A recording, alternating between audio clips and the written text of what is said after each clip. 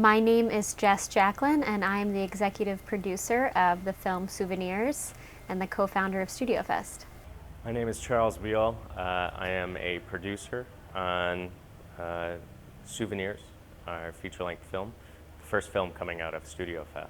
StudioFest is a film festival, but in some ways it's different than a traditional film festival because it's somewhat of a hybrid of a film studio and a film festival. The intent of StudioFest is to really streamline the process for amateur filmmakers to get to their first feature. 5 filmmakers that have never had their short films turned into a feature, and 5 screenwriters compete for a prize that is unique to our festival, and it's that their debut feature film will be greenlit. There are many film festivals that have said, these bigger ones anyway, that have said no one new got in this year, meaning they got in, people that were there had relationships or they had been there previous years. So it's such a difficult thing to get through, to get to your first feature. And getting into those clubs and those in front of the right people is such a slog that we just wanted to streamline the process. Because we're filmmakers too. Jess and I, we're simply doing what we wanted to see on the festival circuit. This is our first year doing it, and we have our winning director, Anna Makami, who submitted her short film to us, and then our winning writer, Matthew Servillo, who submitted a feature-length screenplay, working together on an original movie, which is being produced by my partner Charles and I, and this wonderful crew of people that have come to Michigan. So that is the goal of StudioFest, and this is the movie as the result of the festival. Well, low-budget indies are both exciting, exhilarating, and extremely frustrating all at the same time. They differ greatly from higher budget productions. Number one, your crew is usually less seasoned, most likely to be out of film school or something like that, so they have less on-set experiences. Yeah, I think the biggest difficulty, definitely budget, but also timing. Like, there's a very quick turnaround with this film. Winners were chosen in September, and the plan is to create a full feature in 1 year with a 1-year turnaround, including post-production, which is practically unheard of. Most features take 2 to 3 years to get through completion, from concept through filming through post-production. We've had to do some pretty long days. Today is one in particular.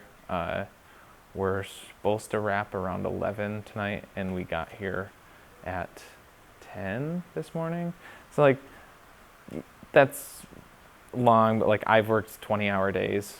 Some of the challenges are, I would say, a lot of things change maybe unexpectedly. You have to be really flexible, and sometimes you don't necessarily have the opportunity to plan to maybe do things ahead of time.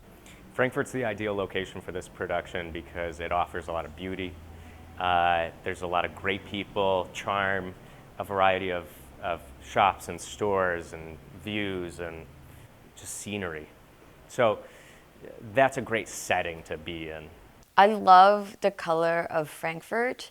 I love how close to the water it is and how it has this like old-timey feeling that every store is like connected. Cities, they've seen films. They don't care about yours in particular. They want to know how much they're going to get paid for you to use their space.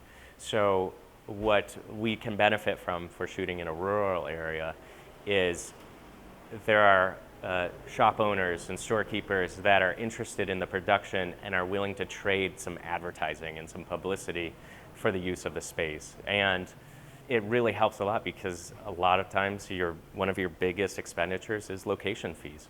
This movie is going to appeal to people who are fans of thriller genre, psychological thrillers, dramas, crime dramas. I think people who are fans of the true crime genre, the sort of serial and making a murderer and sort of stuff. This is a fictional story, but it kind of is in that wheelhouse.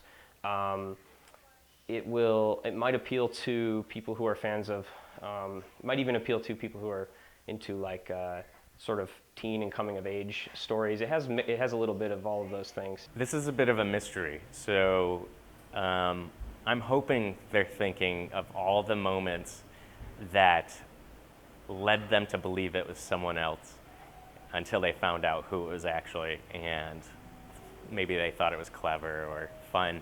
Either way, I hope they are impressed with the story, the quality, and the content that has come out of Studio Fest from these amateur filmmakers, and they'll see that some amateurs can really make a good quality film.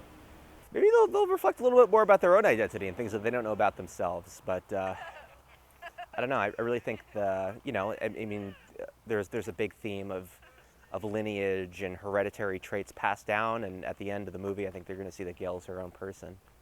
I think that on the way home, they'll probably wonder if you can actually buy murder memorabilia.